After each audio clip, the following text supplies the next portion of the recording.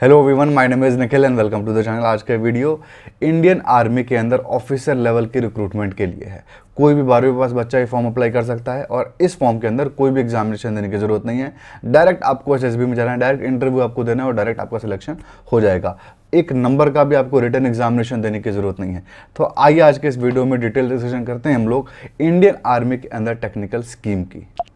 तो इस स्लाइड हमारे सामने है। इंडियन आर्मी के अंदर 10+2 के लिए टेस्ट यानी टेक्निकल एंट्री स्कीम की 51th हमारी रिक्रूटमेंट है। इन सारे पॉइंट्स के ऊपर बात करने वाले हैं हम लोग, हर एक चीज़ को डिटेल में देखने वाले हैं। बट सबसे पहले डेट की बात कर लेते हैं। इस फॉर्म को निकले काफ़ी टाइम हो चुका है, बट अभी भी 5-6 दिन बचे हुए हैं। मैं इसलिए इस वीडियो को बना रहा हूँ क्योंकि बच्चे पूछते हैं कई बार इंस्टाग्राम वगैरह पे कि सर इस टाइप के जॉब भी बताया करो, तो इसलिए मैं बता दे रहा हूँ क्योंकि फॉर्म साल में वैसे 2 बार निकलता है जो ये रिक्रूटमेंट है। 12 नवंबर इस फॉर्म को भरने का आखिरी डेट है। एसएसबी यानी इंटरव्यू का डेट आपका फरवरी 2024 में आएगा। जून 2024 में मेरिट लिस्ट निकलेगी और जुलाई 2024 में आप समझ के चलिए आपकी ज्वाइनिंग हो जाएगी। तो लगभग आज से 6-7 महीने के अंदर आपकी ज्वाइनिंग हो जानी है।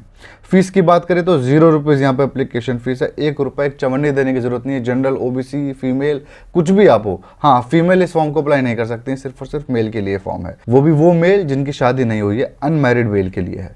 तो पोस्ट की बात करें तो यहाँ पे टोटल 90 सीट्स है, जो कि काफ़ी ज़्यादा सीट्स है। पिछले सालों के कंपैरिजन में हम लोग देखें तो ऑलमोस्ट दुगुनी इस बार सीट्स निकली हुई है, तो बहुत अच्छी बात यह है। तो यहाँ पर पूरे के पूरे देश में आप कहीं के भी नागरिक को आप अप्लाई कर सकते हो, कोई भी लिमिटेशन इसके अंदर नहीं है। एलिजिबिलिटी क्राइटेरिया के ऊपर आ जाते हैं। एलिजिबिलिटी क्राइटेरिया की बात करें तो अगर आपकी उम्र 16.5 साल से लेकर के 19.5 साल के बीच में है तो आप इस फॉर्म को अप्लाई कर सकते हो। एकदम स्ट्रिक्टली इसी एज ब्रैकेट में आपका उम्र होना चाहिए। सबसे बड़ी प्रॉब्लम इसके अंदर यही है, उम्र की। ठीक है, तो जो लेटेस्ट 12th पास बच्चे हैं वही लगभग इसके अंदर अप्लाई कर सकते हैं। तो ये आपने देख लिया एज का। अब एजुकेशन के ऊपर आ जाते हैं। एजुकेशन के अंदर आपके टोटल 2 पॉइंट हैं जो आपको पार करे होने चाहिए। सबसे पहला, आप जो 12th है वो फिजिक्स, केमिस्ट्री और मैथ होना चाहिए उसके अंदर, यानी पीसीएम। यानी फिजिक्स, केमिस्ट्री, मैथ के साथ आपके पास बायो भी था तो कोई बात नहीं, लेकिन फिजिक्स, केमिस्ट्री, मैथ चाहिए। और इन तीनों के ही 12th के परसेंटेज नहीं बोल रहा हूँ, इन तीनों को जोड़ करके 60% से ऊपर होना चाहिए। फिजिक्स, केमिस्ट्री या मैथ में किसी में एक में कम भी हो 60 से, लेकिन जोड़ने के बाद 60 से ऊपर बन जाता है परसेंटेज, तो आप इस फॉर्म को अप्लाई कर सकते हो। एजुकेशन क्वालिफिकेशन में यही रिक्वायरमेंट है। कोई भी बच्चा जो 60% से ऊपर लेके आया है एग्रीगेट में फिजिक्स, केमिस्ट्री, मैथ में, भले 12th के परसेंटेज उसके कम हो, वो इस फॉर्म को अप्लाई कर सकता है। लेकिन जेईई मेंस का एग्जामिनेशन वो जरूर दिया हो।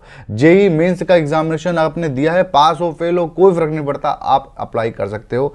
जेईई मेंस के स्कोर जो है इसके ऊपर ही आपकी मेरिट लिस्ट बनती है इसके अंदर। ठीक है, जरूरी नहीं जो जेईई मेंस पास कर चुके हैं वही बच्चे यहाँ पे सिलेक्टेड होंगे, ऐसा कोई जरूरत नहीं है। ठीक है, और आपको बता चुका हूँ सिर्फ और सिर्फ मेल अप्लाई कर सकते हैं, वो भी अनमैरिड मेल। फीमेल इस फॉर्म को नहीं अप्लाई कर सकते हैं।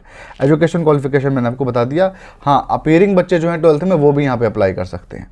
उनको लग रहा होगा 60 से ऊपर तो कैसे आएगा उनका, तो उनके अगर 60 से ऊपर नहीं बनते हैं तो उनको रिजेक्ट कर दिया जाएगा, और अगर 60 से ऊपर बनते हैं तो उनको सिलेक्ट कर लिया जाएगा। तो आपको अगर आइडिया है कि हाँ मेरे 60 तो बनेंगे, तो आप डेफिनेटली अप्लाई कर दो। अब आ जाते हैं एग्जामिनेशन पैटर्न पे।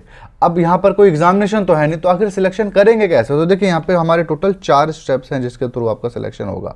सबसे पहले जेईई मेंस का आपका जो स्कोर होगा वो आप इस फॉर्म को अप्लाई करोगे ना, जब आप इस फॉर्म को अप्लाई कर रहे होगे वहाँ पे आपका जेईई मेंस का रोल नंबर और मार्क्स दोनों मांगेगा। लिंक डिस्क्रिप्शन में अवेलेबल है इस फॉर्म को अप्लाई करने के लिए भी और इसके नोटिफिकेशन डाउनलोड करने के लिए भी। और ये पीडीएफ देख रहे हो, इस पीडीएफ को डाउनलोड करना है तो आप मुझे टेलीग्राम पे फॉलो कर लो, नो और निखिल सर्च कर लेना। तो यहाँ पे जेईई मेंस के आपके मार्क्स होने चाहिए, जब आप अप्लाई कर रहे होगे वहीं पर आपको डालने को बोलेगा। तो जेईई मेंस के जो आपका एग्जामिनेशन है, जो आपने दिया है, जो आपका स्कोर आया होगा, उसी स्कोर के बेसिस पे जितने भी बच्चों को इनको बुलाना होगा, 1000-1200 बच्चे, तो अगर आप टॉप 1000 बच्चों में आ जाते हो, भले कितना भी आपका नंबर हो, तो आपको ये लोग सिलेक्ट कर लेंगे।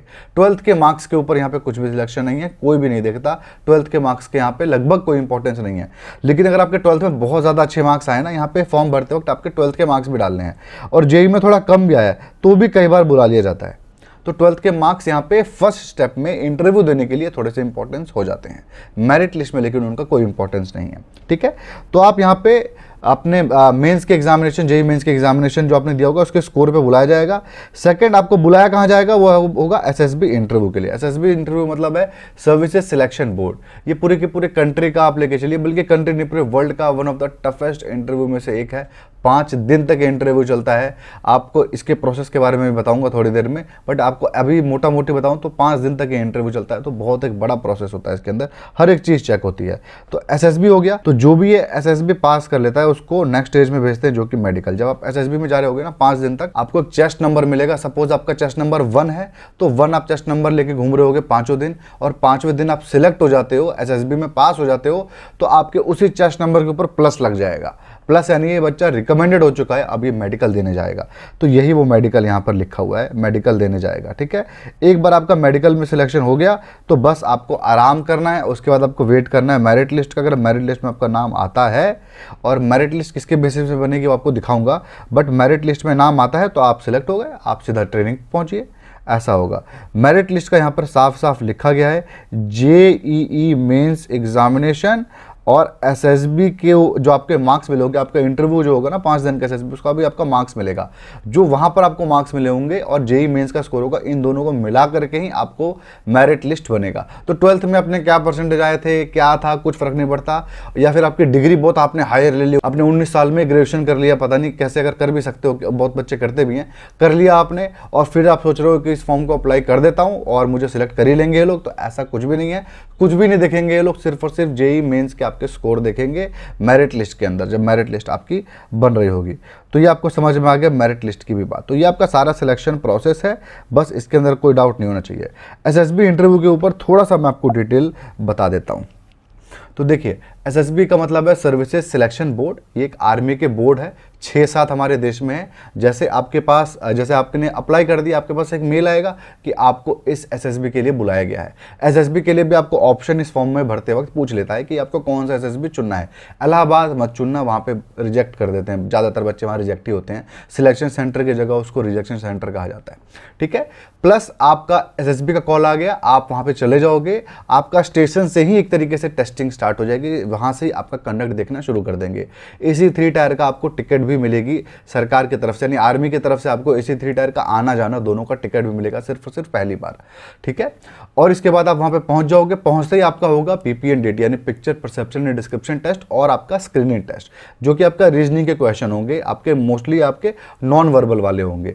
वो क्वेश्चन होगा, आपको सॉल्व करना होगा, प्लस आपका पीपीएनडीटी होगा, picture perception and description test, यानी धुंधली आपको इमेज दिखाई जाएगी, कहा जाएगा इस इमेज में जो भी आपको दिख रहा है उसका आपने क्या परसीव किया, एक स्टोरी आपको लिखनी है उसके ऊपर। तो आपका इसके अंदर कुछ सही गलत नहीं है, बस जो उनके ब्रैकेट में फिट हो जाए वो बच्चा हो सकता है कि वो ले ले। तो ऐसा नहीं है आपको लग रहा होगा यार मैं तो बहुत कमजोर बच्चा हूं, लेकिन जरूरी नहीं, हो सकता है उनको कमजोरी चाहिए, तो किसी को नहीं पता वहां पर क्या चाहिए, आप वहां पे अटेम्प्ट जरूर करने जाना। तो जो बच्चा इस प्रोसेस को पास कर जाएगा पहले दिन, वही अगले 5 दिन तक रुकेगा, वरना पहले दिन ही 80% बच्चे इसी प्रोसेस में फेल हो जाएंगे और उनको घर भेज दिया जाएगा। और इसमें भी आपको पैसे मिलेंगे, एसी 3 टायर के ये लोग जो भी बुलाते हैं सब कुछ आपको मिलेगा ही।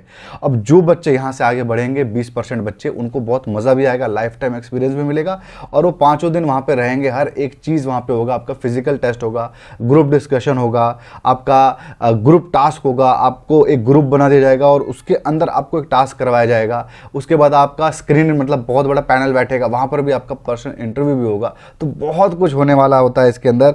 ये आपका एसएसबी का प्रोसेस है, 5 दिन तक चलता है, फिजिकल टास्क से लेकर के हर एक चीज़ इसके अंदर होता है। ठीक है, सारा एग्जामिनेशन प्रोसेस और पैटर्न आपने समझ लिया।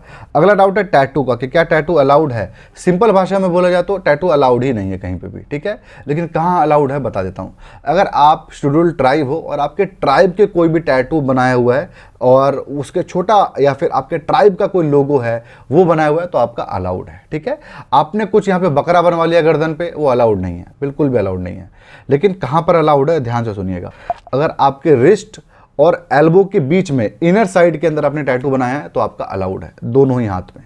आपने यहाँ पर बनाया अलाउड नहीं है, यहाँ पर बनाया अलाउड नहीं है, और यहाँ पर भी आपका टैटू अलाउड है, यहाँ पर भी आपका अलाउड है। मोस्टली जो शेड्यूल्ड ट्राइब होते हैं उनके यहाँ पर बना होता है टैटू, या फिर यहाँ पर बना होता है। ठीक है, लेकिन ऐसा कोई भद्दा टैटू भी नहीं होना चाहिए कि बहुत ही अजीब सा कुछ टैटू बन गया है, तो वो बिल्कुल ही अलाउड नहीं करेंगे।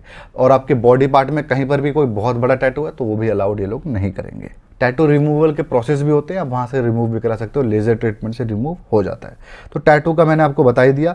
इसके अलावा बहुत हेल्थ इश्यूज़ होते हैं, अगर आपके पास इनमें से कोई भी हेल्थ इशू है तो मेडिकल से पहले इन सारी चीज़ों को ठीक कर लें, जो कि ये छोटी ही प्रॉब्लम है और इनको ठीक किया जा सकता है। आपका वैक्स होता है कान में, उसको आपको साफ करवाना है, सड़क वाले से नहीं, डॉक्टर से करवाना। टैटू आपको नहीं होना चाहिए। थर्ड, आपका हाइड्रोसिल वगैरह नहीं होना चाहिए, यानी जो आपके टेस्टिकल्स हैं उसके साइज बड़े छोटे कई बार होते हैं, ये नहीं होना चाहिए। आपको हो सकता है कि कोई छोटा मोटा बैक्टीरियल इन्फेक्शन हो, आप दवाई खा लेना, उससे आपका काम हो जाएगा। और ओवरवेट नहीं होना चाहिए या फिर अंडरवेट भी नहीं होना चाहिए। आपको पाइल्स ही नहीं होना चाहिए और गायनोकोमेस्ट्री नहीं चाहिए। गायनोकोमेस्ट्री मतलब मेल्स बूब हो जाते हैं ना, वो नहीं होना चाहिए। आपको पाइल्स भी नहीं होना चाहिए, यानी बावासीर भी नहीं होना चाहिए। ये सारी चीज़ों का आप लोग ध्यान रखना कि आप मेडिकल पे जाओ तो ये बेसिक चीज़ें क्लियर कर दो। और इनमें से कोई प्रॉब्लम आपको हो भी जाती है, इन 6 प्रॉब्लमों में से, तो आपको समय दिया जाता है उसको करेक्ट करने के लिए। आप दोबारा करेक्ट करके दोबारा मेडिकल दे सकते हो। हाइट की भी यहाँ पे रिक्वायरमेंट होती है, आपके सामने आपको दिख रहा है। आई की भी, आंख की भी आई साइट होती है। मेडिकली फिट बंदे इसके अंदर चाहिए होते हैं, जो कि आपको यहाँ पर दिख रहा है। सैलरी की बात कर लेते हैं, तो देखिए लेफ्टिनेंट आप बन जाओगे, 2 साल के अंदर आप कैप्टन बन जाओगे और सैलरी आप देखो 61,300 के ब्रैकेट में आपकी है। तो ये आपका बेसिक पे है। जब आप ट्रेनिंग कर रहे होगे ना, आपकी इसके अंदर 4 साल ट्रेनिंग होगी। 12th आप पास करोगे, उसके बाद सरकार आपको बीटेक कराएगी। सरकार इसके अंदर बीटेक कराती है, टेक्निकल एंट्री स्कीम इसका नाम ही है। तो टेक्निकल एंट्री स्कीम में आपको सरकार बीटेक कराएगी, जिसके अंदर 3 साल ही आपका एक तरीके से लगा के चलिए पढ़ाई होगा पहले, और आपका जो आखिरी साल होगा उसमें आपकी ट्रेनिंग होगी हार्डकोर। जो आपकी 1 साल ट्रेनिंग होगी ना, उसके अंदर आपको ये फुल स्टाइपेंड मिलेगा 56,100 वाला। उससे पहले आपको स्टाइपेंड नहीं मिलेगा। तो 56,100 आपका स्टाइपेंड मिलेगा और आपको खाना पीना रहना सब कुछ फ्री है। किसी चीज़ का पैसा नहीं, ना पढ़ाई का पैसा, किसी चीज़ का पैसा नहीं है। हर एक चीज़ वहाँ पे फ्री है और आपको बल्कि सैलरी मिल रही होगी, स्टाइपेंड ही मिल रहा होगा। तो स्टाइपेंड की बात करा जाए तो 56,100 रुपये आपका स्टाइपेंड मिल रहा होगा। लेकिन जैसे आप ज्वाइनिंग करोगे तब आपका 56,100 बेसिक पे हो जाएगा और उस बेसिक पे के ऊपर डीए मिलेगा और आपको एमएसपी मिलेगा, मिलिट्री सर्विसेज पे। वो सब मिला जुला करके आप 1,05,000 से 1,10,000 के बीच में सैलरी लेके चलिए, आपकी सैलरी बन जाएगी लगभग। और कैप्टन आप 2 साल के अंदर बन जाते हो, 6 साल में मेजर बन जाते हो, 13-14 साल के अंदर आप लेफ्टिनेंट कर्नल बन जाते हो। यहाँ तक तो प्रमोशन सबका हो ही जाता है। कर्नल और इसके बाद का थोड़ा सा मुश्किल होता है प्रमोशन। बट आप ये समझ के चलिए कि यहाँ पर जो भी चीज़ें आपको लिखी हुई हैं सैलरी, ये ऑलमोस्ट डबल हो जाएगी। जैसे यहाँ पे 70,000 है ना, तो आप लेके चलिए आपकी सैलरी इन हैंड 1,70,000, 1,80,000 के आसपास बनेगी। सैलरी इसके अंदर बहुत अच्छी खासी बनती है। ठीक है, सैलरी के बारे में बता दिया, प्रमोशन के बारे में भी मैंने आपको थोड़ा सा बता दिया। और कुछ डाउट हैं, 12th पास जो साइंस से हैं वही अप्लाई कर सकते हैं, फाइनल ईयर के बच्चे अप्लाई कर सकते हैं, सिर्फ और सिर्फ अनमैरिड जिनकी शादी नहीं हुई है और मेल हैं, लड़के हैं, वही अप्लाई कर सकते हैं। ठीक है, और आपकी ट्रेनिंग का है, जो भी आपको सामने दिख रहा होगा, ट्रेनिंग का सारा प्रोसेस लिखा हुआ है। बताया था मैंने आपको 3 साल का जो भी है और 1 साल का आपका फुल फ्लेज आर्मी वाली ट्रेनिंग होगी। वही चीज़ यहाँ पे लिखा हुआ है, आप लिखित में भी देख सकते हो, नोटिफिकेशन में भी लिखा हुआ है, लिंक डिस्क्रिप्शन में अवेलेबल है, आप डाउनलोड करके भी पढ़ सकते हो। क्या एक से ज़्यादा पोस्ट के लिए अप्लाई कर सकते हैं? इसके अंदर बस एक ही तरीके की पोस्ट है। ठीक है, कुछ डाउट पूछते हैं इसलिए मैं इन डाउट को उठा रहा हूँ। क्या डिफरेंट स्टेट से अप्लाई कर सकते हैं? किसी भी राज्य से अप्लाई कर सकते हो आप। ये भारत सरकार की नौकरी है तो कोई फर्क नहीं पड़ता आप कौन से राज्य से हो। फाइनल ईयर के बच्चे डेफिनेटली यहाँ पे अप्लाई कर सकते हैं। तो आपके कुछ डाउट थे, सब मैंने क्लियर कर ही दिए हैं। चैनल को आप सब्सक्राइब कर लेना, वीडियो को भी लाइक करना। ऐसे वीडियोस में बनाता रहता हूँ आपको, ताकि इन्फॉर्मेशन मिले। 5-6 दिन बचा है इस फॉर्म के अंदर, अभी भी अप्लाई आप चाहो तो कर सकते हो। फीस भी नहीं लग रही है, कोई टेंशन की बातें नहीं है, आराम से अप्लाई करना। ठीक है, तो बस यही था आज के वीडियो में। आई होप आपको इस वीडियो से फायदा मिला होगा। फायदा मिला तो वीडियो को लाइक जरूर करें, कमेंट करें अपने डाउट को, और अगर आपको ऐसे और वीडियो देखने होंगे तो आप इस चैनल को भी जो सब्सक्राइब करें।